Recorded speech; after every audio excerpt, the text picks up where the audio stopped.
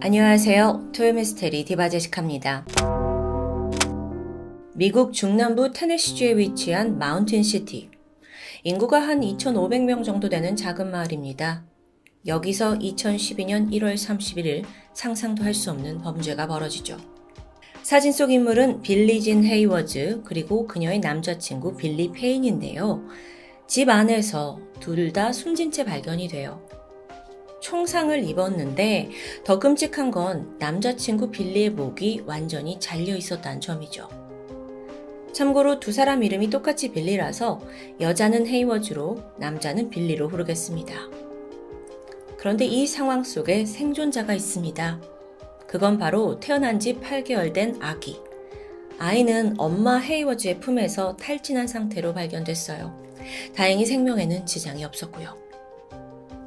이들을 가장 먼저 발견한 건 이웃 린다였는데 평소에도 자주 교류를 하다가 우연히 너네 뭐해? 하고 집을 방문했다가 현장을 목격한 겁니다. 피해자 부부는 사실 이 동네에서 인간관계가 좋았습니다. 헤이워즈가 워낙 여기서 태어나고 자란 덕에 모두하고 친분을 가지고 있었던 거예요. 그렇다 보니 충격은 더 컸죠.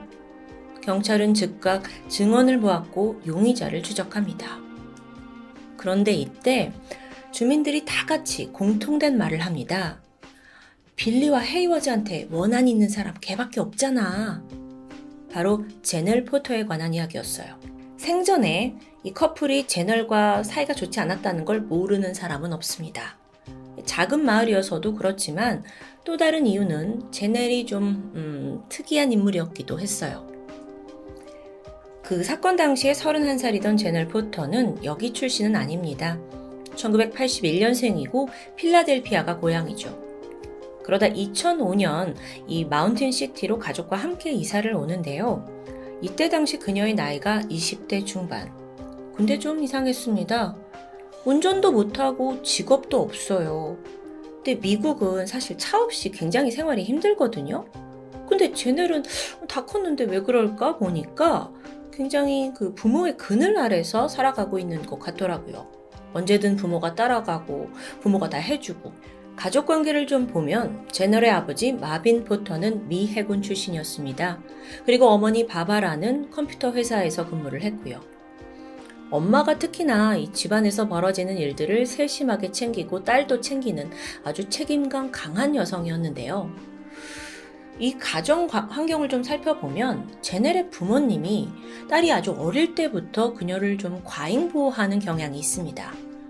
거의 이게 통제에 가까웠는데 그 정도가 어느 정도였냐면 예를 들어 학교에서 부모님이 좀 선호하지 않는 친구들, 예를 들어 유색인종이거나 집안 사정이 좀 불안정하거나 또는 이 아이가 좀 반항적인 면이 있다 싶으면 딸한테 너 쟤랑 놀지 마라, 너 쟤랑 대화도 하지 마 라고 조언을 했던 거예요.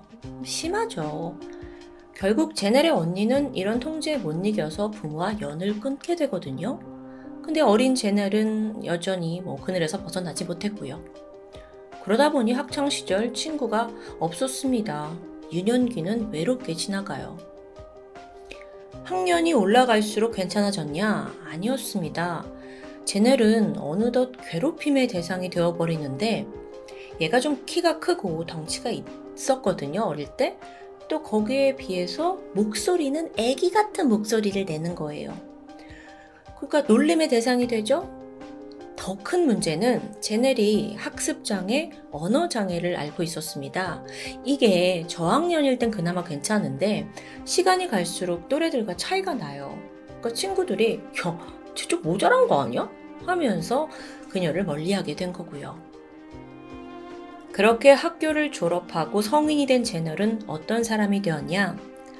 사회성이라고는 전혀 없고 말 그대로 은둔형 외톨이입니다. 직업을 가질 생각도 없이 그냥 집에서만 있는 거예요. 게다가 제넬은 당뇨를 앓고 있었는데 몸도 아프죠? 그러니까 부모님 입장에서는 이렇게 나약한 딸을 내가 품어야지 라고 생각한 것 같습니다. 자, 이런 제넬 가정이 인구 2,500명이 사는 낯설고 작은 마을로 이사를 왔어요. 제넬이요? 더욱이 집 밖에 나가지 않죠. 여긴 지금 나 모르는 곳인데. 그나마 종종 당뇨약을 타기 위해서 약국을 가는 게 유일한 외출이었습니다. 아니 그럼 하루 24시간 도대체 뭘 하냐? 제넬은 사실 전혀 지루하지 않았어요. 대부분의 시간을 컴퓨터 앞에서 페이스북에 빠져 살았기 때문입니다. 그녀의 삶의 유일한 행복, 바로 SNS. 현실에는 친구가 없지만 페이스북을 가보면 여러 사람이랑 막 팔로우하고 친구도 되고 그녀 또한 신나서 업로드도 자주 했죠. 그 안에서 제넬은 아주 외향적이고 활동적인 사람이었습니다. 그렇게 밖에 나가지 않아도 온라인 인간관계에 만족하던 어느 날 제넬에게 기적 같은 일이 생깁니다. 현실 친구를 만나게 된 거예요. 그녀의 이름은 트레이시 그린웰. 여러분 기억하시죠? 제넬이 당뇨 때문에 약국 갔던 거. 그 약국의 직원이었는데요. 처음에는 한두 마디 나누던 게 어느덧 대화가 이어졌고 둘은 친구가 됩니다. 제넬이 따로 그녀를 만나서 밥도 먹고 수다를 떨면서 서로를 알아가게 되죠. 그러다가 트레이시는 이 제넬이 어떤 가정 환경에서 부모님은 어떤지, 어떤 이야기를 했는지 알게 되거든요. 보니까 좀 이 나이에 맞지 않게 좀 너무 통제가 강한 것 같은 거예요. 강압 같기도 하고요. 그래서 트레이시가 약간 딱한 마음에 적극적으로 이 마을 또래 친구들을 소개시켜주기 시작했죠. 그렇게 알게 된 사람이 바로 빌리 페인입니다. 앞서 피해자 커플 중에 남성이요. 이 만남이 화근이었습니다. 제넬이 빌리를 보자마자 반해버린 거예요. 평소에 소극적인 성격과 달리 빌리에게 굉장히 적극적으로 마음을 표현합니다.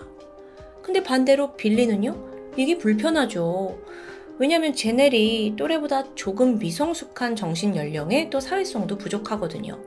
또 무엇보다 빌리는 이미 헤이워즈와 오랫동안 교제를 하고 있었습니다. 그래서 빌리가 정중하게 야 나는 사귀는 사람 있어 라고 거절의 표시를 했어요. 근데 어쩐 일인지 제넬이 쉽사리 포기를 하지 않는 거예요. 여기에 스트레스를 받던 차 빌리가 무슨 좋은 방법 없을까? 제넬의 관심을 좀 다른 데로 돌릴 수 없을까? 하던 중에 떠오른 게 있습니다. 바로 그의 사촌 제이미 커디예요. 제이미는 30살이 넘긴 했지만 한 번도 여자친구를 사귄 적이 없었어요. 제넬도 연애 경험이 없잖아요. 빌리는 이 두 사람이 딱이라고 생각했죠. 자연스럽게 만남을 주선했고 다행히도 이 작전이 성공합니다. 둘은 서로를 꽤 마음에 들어하는 것 같았어요. 그렇게 제넬과 에임이 연인 관계가 되죠. 아니 근데 또 장애물이 있습니다. 예상하셨죠? 바로 제넬의 부모님이요. 엄격한 분들이라 딸의 남자친구를 허락할까요? 그래서 딸은 차라리 거짓말을 하기로 결심해요. 남친 제이미를 남친이 아니라 동네에서 새로 알게 된 친구예요 라고 소개한 겁니다. 그러면서 하루 이틀 집에 놀러 오고 편하게 만나는데 아니 이 와중에 의외로 이 제이미와 제넬의 아버지 마빈이 죽이 잘 맞더라고요. 대화도 잘 통하고 취미도 같고 너무 잘 됐죠. 그렇게 제이미는 이 가족들과 친해지면서 서서히 경계심을 허물게 됩니다. 어느덧 제넬과 제이미 커플, 그리고 빌리와 여자친구 헤이워즈, 또 마지막으로 이들 모두를 소개시켜준 그 약국 직원 트레이시까지 5명이 동네에서 절친이 되었어요. 맨날 함께 어울려 다녔고요. 또 그러는 사이에 빌리와 헤이워즈는 오랫동안 사귀었잖아요. 약혼을 했고 한 집에서 동거를 시작합니다. 이때쯤 제넬을 성가시게 하는 문제가 발생합니다. 그녀의 페이스북에 지속적으로 달리는 악플들이었는데 주로 외모에 대한 지적, 또 입에 담지 못할 성희롱이었어요. 온라인 활동을 활발하게 했으니까 악플도 달릴 수 있다 싶은데 사실 이 집에서 어머니가 딸의 일거수일투족을 다 관리하고 있었잖아요. 그래서 어머니 바바라는 딸의 페이스북도 공동으로 관리하고 있었거든요. 보니까 막 악플이 달려 우리 딸이 너무 상처를 받을 것 같아서 제발 이런 악플 좀 달지 말라고까지 글을 올릴 정도입니다. 하지만 사람들은 아랑곳하지 않았고요. 상황이 이렇게 되니까 마빈과 바바라 이 부부가 어떻게 하면 이 악플을 좀 멈출 수 있는지, 안 그러면 지금 딸이 너무 힘들어 하니까요. 그래서 같이 의논을 하던 중 갑자기 딸이 뭔가 결심한 듯 힘겹게 입을 열었죠. 엄마, 아빠, 제가 사실 악플 주동자 알고 있어요. 어? 네가 알고 있어? 그럼 빨리 말해봐. 누군데? 딸이 지목한 주동자는 다름 아닌 헤이워즈였습니다. 빌리의 약혼녀요. 그러면서 제넬이 하는 말이 원래는 자기랑 빌리랑 사랑하는 사이래요. 빌리는 헤이워즈랑 이별을 하고 나랑 사귀기로 했지만 헤이워즈가 끝까지 매달린 탓에 약혼까지 하고 저러고 있다는 거죠. 그러면서 헤이워즈가 앙심을 품고 자기 거에 악플을 달고 복수하고 있다는 딸의 설명. 부모는 이 말을 철석같이 믿었습니다. 그리고 얼마 후에 이 동네에서 소문이 빠르게 퍼지고 말아요. 소문은 당연히 빌리와 헤이워즈 커플에도 들어갔죠. 그들 입장에선 황당합니다. 뭐야, 여태 친하게 지내줬더니 갑자기 무슨 소리야. 결국 이들의 사이는 멀어지게 되고요. 그러다가 어느 날 누군가 이 제넬네 가족 마당에다가 규모가 꽤 큰 돌을 탁 던지고 간 거예요. 아니 근데 이게 사람이 맞을 수도 있고 창문을 깰 수도 있잖아요. 위협이 될 수 있어서 부모가 경찰을 불렀죠. 근데 이 돌을 자세히 보니까 빌리와 헤이워즈의 이름이 적혀 있습니다. 이거 걔네가 보낸 거야? 여기서 오해가 또 생기죠. 관계가 틀어집니다. 커플은 무슨 소리냐, 우리가 한 게 아니다, 우린 그런 유치한 짓 안 한다 했지만 이때 또 짤 제넬이 한 수 더 떠서 나는 그들한테 위협을 받고 있어요. 결국 걔네는 나를 죽일 거예요. 울고불고 난리를 치는데요. 결국 빌리와 헤이워즈는 질리고 질려서 페이스북에서 제넬을 아예 언팔했어요. 친구 관계를 끊어버린 거죠. 제넬 역시 팔로우를 취소했고요. 그렇게 갈등이 깊어가던 중에 돌연 빌리와 헤이워즈가 집에서 살해를 당한 겁니다. 자, 살인사건 수사를 시작한 경찰이 가장 먼저 용의선상에 올린 건 뜻밖에도 제넬이 아니라 그녀의 남자친구 제임이었습니다. 이 두 사람을 한꺼번에 공격하고 살해를 한 상황이다 보니까 이건 성인 남성의 짓일 거라고 판단한 거죠. 근데 여러분 생각해보세요. 제이미 입장에서 죽은 빌리는 사촌입니다. 내가 사촌을 왜 죽이냐? 범행을 극구 부인했죠. 곧이어 거짓말 탐지기가 동원됩니다. 질문을 했어요. 당신은 누가 그들을 살해했는지 알고 있습니까? 제이미가 말했죠. 아니요. 근데 이때 그의 심박수가 폭발적으로 증가합니다. 거짓말을 하고 있다는 거잖아요. 근데 자기는 끝까지 무죄래. 그러면서 하는 말이 형사님, CAI랑 다 연결된 거 맞죠? 거기 크리스 제이든 요원한테 좀 물어보세요. 제 결백을 다 증명해 줄 거라고요. 아니 제이미야, 갑자기 CAI라니 이게 무슨 소리니? 이후 그의 입에서 나온 사건의 전말은 충격과 황당 그 자체입니다. 사건은 제넬의 부모님, 그러니까 포터 부부가 한 통의 이메일을 받으면서 시작됩니다. 이메일 속 남성이 자신을 CIA 크리스 제이든이라고 소개해요. 내용이 뭐였냐면 제넬의 아버지 마빈을 CIA로 영입하고 싶다는 겁니다. 꽤 큰 내용이죠? 사실 그 아버지 마빈은요, 과거 해군으로 근무를 했잖아요. 베트남전에서 CIA 소속 요원으로 활동한 전적이 있어요. 그렇기 때문에 마빈은 이 메일을 신뢰한 거죠. 아, 나를 또 영입하는구나, 이런 식으로요. 그런데 이 크리스 요원이란 사람이 시간이 갈수록 은밀한 이야기를 하나씩 흘려요. 그 같은 마을에 빌리와 헤이워즈라는 인물이 있나요? 예, 있습니다. 말할까 말까 망설여지는데 그들이 당신의 딸 제넬을 노리고 있습니다. 살해할 계획을 세우고 있다는 거예요. 너무 놀랬죠. 무슨 소리냐라고 들어보니까 CIA가 흑마법 신봉자 집단을 쫓고 있대요. 그런데 그러다 빌리 커플이 떠올랐습니다. 그들이 이 흑마법에 굉장히 미쳐 있고 제네를 살해한 후에 그 흑마법 의식에 제물을 바칠 생각을 하고 있다는 겁니다. 너무 충격적이죠.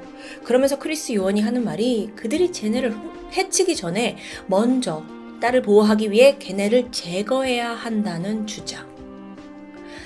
여러분 지금 들으시면서도 그걸 믿어? 라고 생각이 드시죠? 저도 잘 이해가 안 되는데 아마도 그 CIA라는 그런 어떤 감투 때문에 그런 게 아닌가 싶기도 해요.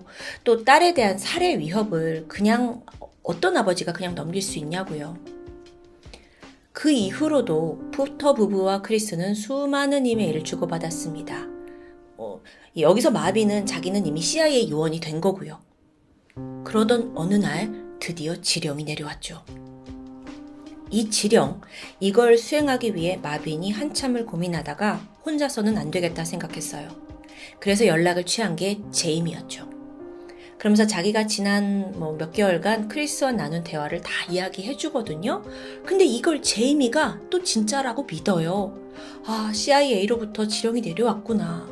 그리고 결국 범죄에 동참하게 됩니다. 2012년 1월 13일 그날이었습니다.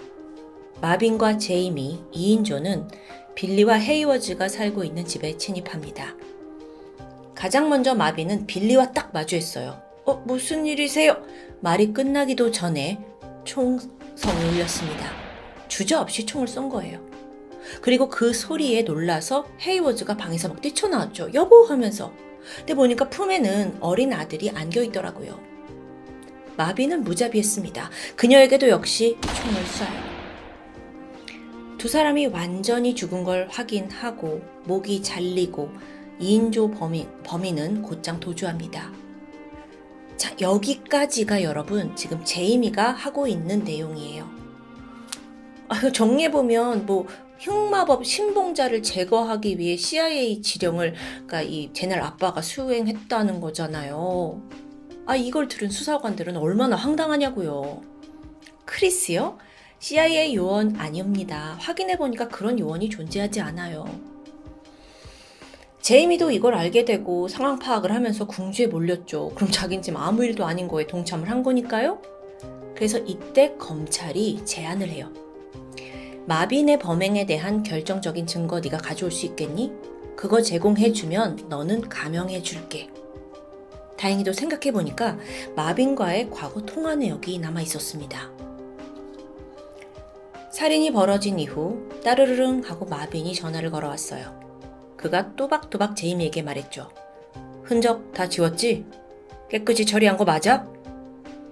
이거였습니다. 경찰은 이 결정적인 증거를 토대로 마빈을 추궁했어요. 마빈도 처음에는 무슨 소리냐 황당하다 부정을 했는데 이 음성 앞에서는 속수무책이죠. 그리고 곧이어 마빈의 아내 바바라 역시 이들의 지령을, 이 살인 계획을 알고 있었다라는 게 드러나면서 결국 포터 부부는 살인 혐의로 곧장 체포됩니다. 그렇다면 여기서 의문이 듭니다. 이 부부를 조종하던 크리스 제이든, 이 사람은 누구일까요? 여러분, 엄청난 반전이 여러분의 뒤통수를 내려칠 겁니다. 우선 그는 실존 인물이었습니다. 근데 CIA까지는 아니고 필라델피아에 사는 경찰관이요. 필라델피아? 필라델피아가 오늘 한번 등장했죠? 네, 제넬의 고향입니다. 어릴 적 거기서 학교를 나왔어요. 그리고 크리스는 제넬과 같은 고등학교 출신이더라고요. 가까웠던 건 아니고. 그럼 이거 뭐야? 네, 예상했던 대로 이 모든 건 제넬의 자작극이었죠. 어떻게 된 건지 상세하게 좀 살펴보면 제널은 학창시절 혼자 크리스를 짝사랑했습니다. 그리고 취미가 뭐였냐면 크리스의 페이스북을 막 염탐해요. 그러면서 계정에 올라온 사진들을 막 다 저장해서 보관하고 있었죠. 그렇게 이제 시간이 좀 지나가는데 그러던 어느 날 제넬이 이 사진들을 이용해서 가짜 페이스북을 하나 만듭니다. 그러니까 크리스의 사진을 가지고 크리스의 이름을 가지고 새로운 사람을 거기다 만든 거예요. 근데 그 안에서 크리스는 경찰이 아니라 CIA 요원이고요. 이후 그녀는 크리스의 이름으로 자신의 부모님에게 이메일을 보내요. 포터 부부는 처음에 이메일 받았을 때 뭐야 누가 CIA가 이메일로 연락을 해 싶기도 했어요. 근데 페이스북을 가서 보니까 진짜 이 사람이 있고 실존하고 또 뭐 CIA다 이렇게 직업 적혀 있으니까 그냥 속아 넘어간 거죠. 추 경찰이 그 이메일의 IP를 추적해 보니 예상대로 제넬의 컴퓨터였습니다. 그러니까 제널은요, 지금 가짜 크리스를 만든 게 문제가 아니라 가짜 CIA 요원을 만든 거예요. 그리고 그걸로 자기 아버지에게 살인을 지시한 거고요. 근데 여러분 이게 다가 아닙니다. 더 소름 돋는 건 제넬 페이스북에 막 악플이 줄줄이 달린다고 했잖아요. 이것 또한 자기가 부계정 만들어서 직접 쓴 거더라고요. 혼자 북치고 장구치고 다 한 거야. 아니 얘가 진짜 뭐 학습 장애 있다는 거 맞아요? 이건 뭐 거의 소시오패스급이거든요. 황당하죠. 결국 이 사건의 주범은 제넬이었고요. 그녀의 거짓말에 속아서 살인을 저지른 건 아버지 마빈과 제이미입니다. 그리고 엄마 바바라도 이걸 다 알고도 은폐한 혐의. 4명 모두 싹 기소돼요. 정말 기가 찬 전말이었죠. 히데의 재판이 열렸습니다. 제넬과 부모는 빌리와 헤이어즈를 잔혹하게 살해한 혐의에 대해 각각 2번의 종신형을 선고받습니다. 피해자가 2명이니까요. 한편 제이미는 검찰과 거래한 게 있잖아요. 그래서 감형을 받으면서 징역 25년을 선고받게 되죠. 전해지는 소식에 따르면 제넬이 어느덧 40대 초반에 접어들었다고 합니다. 그럼에도 감옥에서 여전히 자기를 괴롭히는 스토커가 존재한다고 믿고 있대요. 그러면서 그 범죄 사건, 살인 사건에 대해서는 나는 아무 관련 없는 무고한 피해자라고 주장하고요. 이 사람 어디서부터 잘못된 걸까요? 부모가 어릴 적 너무 과잉 보호해서 키운 잘못? 그로 인해 인간관계를 못했다는 그 부재? 아니면 원래부터 가지고 있는 피해의식?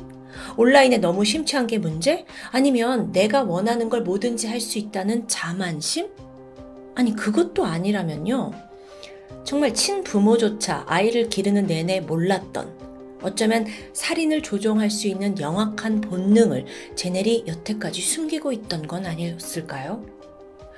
오늘 사건은요, 정말 이 제넬이라는 사람의 정체에 대해 미스테리함이 많이 남습니다.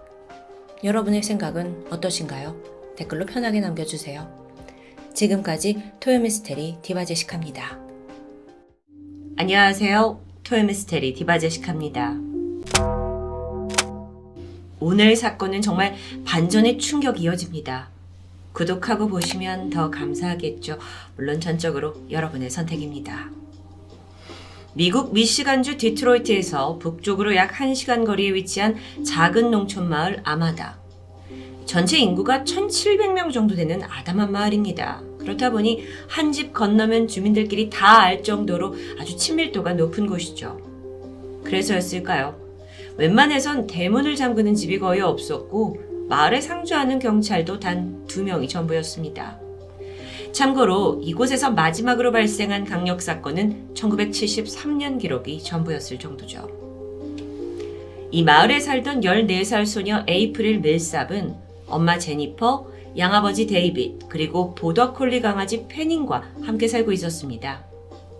2014년 7월 24일 저녁 6시, 에이프릴은 그날 강아지와 함께 산책에 나섰습니다.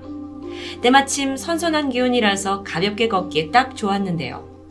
게다가 이 동네에는 산책로가 잘 만들어져 있어서 에이프릴처럼 저녁 산책을 즐기는 주민들을 종종 곳곳에서 볼 수 있습니다. 산책을 나간 지 1시간 반이 지난 저녁 7시 반. 평소 같으면 집에 왔을 에이프릴이 전화도 받지 않고 연락이 안 되자 엄마는 슬슬 걱정이 되기 시작했습니다.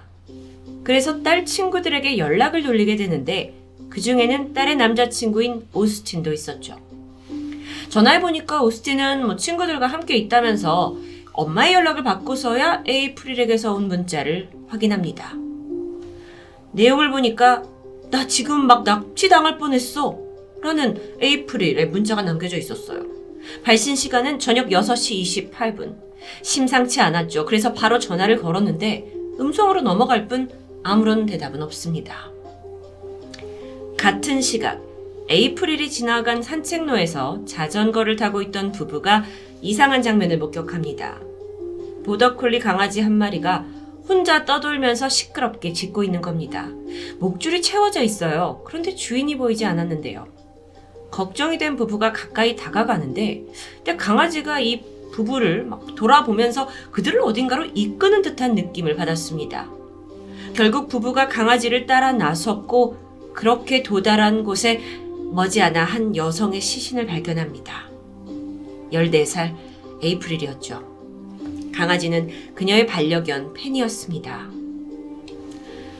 잠시 후 911이 출동했고 보니까 이미 사망한 에이프릴의 옷은 찢어져 있었습니다.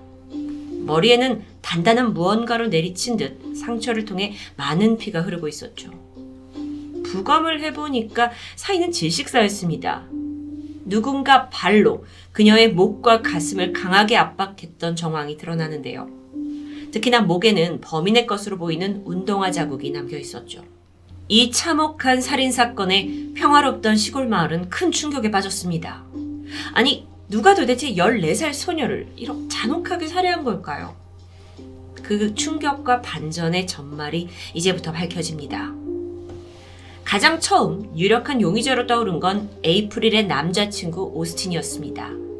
하필 여자친구 문자를 1시간 넘도록 보지 못했다는데 이게 영 수상했던 거죠. 오스틴은 친구와 놀다가 바빴다라고 설명을 했는데 실제로 조사 결과 식당 CCTV에서 그 모습이 포착되면서 알리바이가 성립됩니다. 거짓말 테스트도 문제없이 통과했고 결국 수사선상에서 제외돼요. 그런데 이 사건은 용의자를 특정하는 데 상당한 어려움이 있었습니다. 사건 현장 그리고 피해자의 몸에서 범인의 DNA가 전혀 검출되지 않았기 때문이죠. 목과 가슴을 압박했지만 지문 이게 남아있지 않아요. 오직 발자국뿐이었어요. 그래서 경찰은 작은 증거라도 확보하기 위해 에이프릴의 소지품을 찾는 데 주력했죠. 그리고 마침내 이 시신이 발견된 지점에서 1.6km 떨어진 곳에서 에이프릴의 휴대전화를 발견하게 됩니다. 근데 마침 그때 전화가 낙엽 안에 숨겨져 있었어요. 범인이 일부러 이렇게 둔 거죠. 그렇다면 이 안에 뭔가 결정적인 단서가 있지 않을까요? 경찰은 에이프릴의 통화 기록, 문자 내역 다 꼼꼼히 살폈습니다. 안에는 남자친구와 주고받은 문자 외에 사실 특별히 의심할 만한 정황은 발견되지 않았는데요. 그래도 포기하진 않았습니다. 계속 핸드폰을 들여다보던 경찰이 문득 한 어플에 주목하는데 그건 스포츠 러닝 앱입니다. 운동을 즐겨 하시는 분이라면 익숙할 수도 있는데 이게 GPS를 이용해서 사용자의 러닝 코스, 또 스피드, 타임라인을 자동으로 기록해주는 어플이었죠. 불행 중 다행으로 에이프릴이 산책을 갈 때 이 앱을 켜뒀고 이게 자동으로 실행이 되고 있었던 겁니다. 이 어플 기록을 살펴보니까 저녁 6시쯤 집을 나선 후 에이프릴은 시속 1.6km 속도로 산책을 즐겼습니다. 아주 빠른 속도는 아닌 거죠. 그리고 6시 20분쯤 기록상 걸음이 눈에 띄게 빨라진 게 포착됩니다.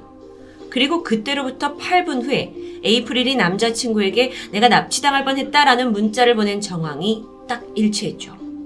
즉 그녀가 어떤 위협을 느꼈고 누군가를 따돌리기 위해 걸음을 서둘렀다고 추정됩니다. 문자를 보낸 직후 기록상 그녀는 산책로에서 방향을 틀어서 다시 집 쪽으로 향했습니다. 하지만 얼마 후인 6시 35분 GPS상 같은 자리에서 격렬한 움직임이 관찰되었죠. 바로 이때 무슨 일이 벌어진 게 틀림없습니다. 그런데 사망 추정 시각 이후에도 어플은 계속해서 움직임을 포착했습니다. 범인이 에이프릴의 핸드폰을 챙겼기 때문이죠. 속도를 보니까 시속 32km. 이건 사람이 달릴 수 있는 스피드가 아닙니다. 즉 걸어간 게 아니라 차나 오토바이를 이용한 흔적이었죠. 이건 엄청난 단서가 될 수 있습니다. 다음으로 경찰은 구글 맵에 기록된 범인의 이동 노선을 추적하게 되는데 그 결과 길에 버려진 에이프릴의 가방을 발견합니다. 정말 스릴 넘치는 추적이죠.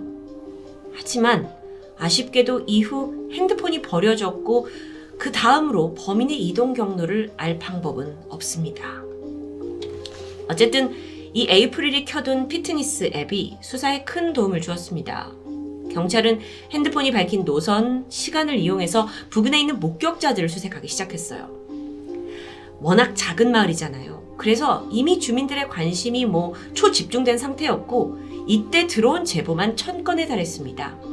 물론 허위 제보도 있었지만 다행히 유의미한 몇 명의 목격자를 추려내는데 성공합니다. 말을 들어보니까 이들이 공통적으로 뭐라고 하냐면 하얀색과 파란색이 섞인 오토바이를 타고 가던 남자를 떠올립니다. 이 오토바이를 다들 이렇게 유독 기억하고 있는 데는 이유가 있는데 원래 이 산책로에 오토바이 진입이 불가능하기 때문입니다. 주민 한 명은 뭐라고 하냐면 어떤 남자가 에이프릴로 보이는 어린 여성과 말다툼을 하고 있었다라는 것까지 말했고요. 또 다른 목격자는 낯선 남자가 오토바이를 숲속에 세워두고 몸을 떠는 것 같았다라고 진술합니다. 경찰은 이 목격자들의 증언을 조합해서 남자의 몽타주를 만들었습니다. 여기에 더해 부검 결과를 종합해 본다면 용의자는 자신이 쓰고 있던 헬멧으로 에이프릴의 머리를 강하게 내려친 후 정신을 잃은 그녀를 길가에 끌어내 강간을 시도한 듯 보였죠. 이후 그녀를 버려둔 채 오토바이를 타고 유유히 현장을 떠난 겁니다. 그러다 중간에 핸드폰을 버린 거고요. 한편 계속 어플 기록을 추적하던 경찰은 오토바이가 이동했던 노선 중 CCTV가 있는 도로를 찾아냅니다. 딱 보니까 그날 6시 49분에 오토바이를 쓴 사람이 포착이 돼 있어요. 근데 아쉽게도 헬멧을 쓰고 있었기 때문에 정확히 얼굴을 식별할 수는 없었습니다. 끈질긴 수사는 계속됩니다. 그리고 신이 도왔던 걸까요? 경찰 한 명이 우연히 근무를 끝내고 집에 가던 중에 딱 길가에 서 있는 하얀색과 파란색이 섞인 오토바이 한 대를 발견한 겁니다. 이게 목격자들이 말했던 거와 아주 유사했어요. 그는 바로 이게 세워진 집 대문을 두드렸죠? 집주인이 나오더니 이 오토바이가 친구 건데 잠시 맡기고 간 거다 라면서 주인의 정보를 줍니다. 그렇게 알아낸 소유자는 제임스 벤 칼리즈. 아마다 마을에서 1시간 정도 떨어진 곳에 여자친구와 함께 살고 있었고 3살짜리 아들이 있는 32살의 남성이었죠. 우선 경찰은 제임스의 집을 방문합니다. 그리고 몇 가지 질문을 하게 되는데 제임스가 경찰 조사에 아주 협조적인 태도를 보였어요. 살인사건 당일 자신이 아마다 마을 산책로를 지나갔다라는 것도 순순히 진술합니다. 동생이 그 마을에 살고 있다고 하는데요. 자기는 6시쯤 도착을 해서 8시까지 2시간 정도 머물다가 떠났다라고 설명했죠. 경찰이 또 다른 질문을 던졌습니다. 그날 무슨 신발을 신으셨죠? 제임스는 흔쾌히 운동화를 보여줍니다. 우선 에이프릴의 부검에서 발견된 발자국, 그건 나이키 조던 운동화였습니다. 하지만 제임스가 보여준 건 전혀 다른 브랜드였죠. 결국 경찰은 물증을 찾지 못한 채 그의 집을 떠나고 말았습니다. 하지만 어딘가 찜찜한 느낌은 쉽사리 가시지 않는데요. 다음날 경찰이 다시 제임스를 찾아갔고 이 알리바이를 좀 더 확실하게 입증하기 위해서 진술서를 좀 써달라라고 요청하게 되는데 이날 제임스는 웬일인지 바쁘다 하면서 진술서를 거절합니다. 하루아침에 180도 바뀐 태도가 더 수상하죠. 사실 무엇보다도 여러분 경찰이 만들어 놓은 이 몽타주와 제임스의 외모가 상당히 유사합니다. 하지만 그것만으로 체포를 할 수는 없어요. 이후 경찰은 6시부터 8시까지 그가 어디에 있었는지 이 알리바이를 꼼꼼히 조사합니다. 그리고 마침내 사건 당일 6시에 동생 집에 있었다라는 진술이 거짓이라는 걸 밝혀내요. 어떻게 밝혀내냐면 휴대폰을 압수해서 위치 추적을 해보니까 동생 집이 아닌 사건 현장에서 꽤 가까운 주유소에 있었던 겁니다. 그 후 30분 정도 지나서 사건이 벌어졌으니까 이건 충분히 의심스러운 정황이었죠. 마침내 경찰이 수색영장을 발부받아서 제임스 집을 본격적으로 수색하는데 역시나 여기서는 증거가 나오지 않습니다. 다만 집을 둘러보던 중에 마리화나를 키우고 있었어요. 그래서 이걸 죄목으로 일단 제임스를 체포하게 되죠. 이후 본격적으로 압수한 핸드폰을 살펴보던 경찰이 동영상 하나를 찾아냅니다. 그 영상에 계속 나온 것도 아니고 아주 찰나의 순간 제임스가 나이키 조던 운동화를 신고 있는 장면이 찍혀 있었죠. 아, 정말 너무 제가 설명하면서도 짜릿한데요. 더 살펴보니까 핸드폰에는 어린 여자를 꼬시는 법, 왜 어린 여자는 날 좋아하지 않나 같은 약간 또라이 같은 검색 기록이 남아 있었죠. 수사팀은 이런 다 증거들을 모았고 드디어 에이프릴 살인사건의 용의자로 그를 정식 기소합니다.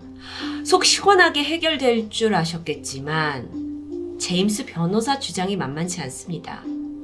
아니, 살인을 했다는 결정적인 증거, 그러니까 뭐 현장이나 에이프릴 몸에서 DNA나 지문도 없지 않냐. 이건 무죄다 라고 강력하게 주장하는 겁니다. 검찰에서 DNA가 발견되지 않는 이유에 대해서는 그날 오토바이를 탔잖아요. 그 의상을 입었습니다. 오토바이 장갑, 헬멧, 긴팔, 긴 바지 이런 걸로 다 무장한 상태였기 때문에 증거를 남기지 않을 수 있었다라고 설명했죠. 그리고 이때 제임스에게 굉장히 불리한 증언자 한 명이 등장합니다. 동거하던 여자친구 크리스탈. 사건 발생 다음 날이었어요. 새벽 3시였는데 제임스가 헬멧과 신발을 소독제로 씻어내는 모습을 목격했다고 말합니다. 또 제임스가 그날 5시에 집을 나가서 9시에 돌아왔다고 했는데 이 시간대가 범행 타임라인과 완벽하게 맞아떨어지는 겁니다. 뿐만 아니라 크리스탈은 제임스가 그날 나이키 조던 에어를 신고 있었다라는 증거로 페이스북에 올려진 그의 나이키 신발 사진까지 제출하게 되죠. 하지만 제임스는 쉽게 물러나지 않았습니다. 아니, 아무리 그래도 확실한 증거, 그러니까 살인을 했다는 확실한 증거가 없다면서 끝까지 무죄를 외쳐요. 법원은 어떻게 판결을 내렸을까요?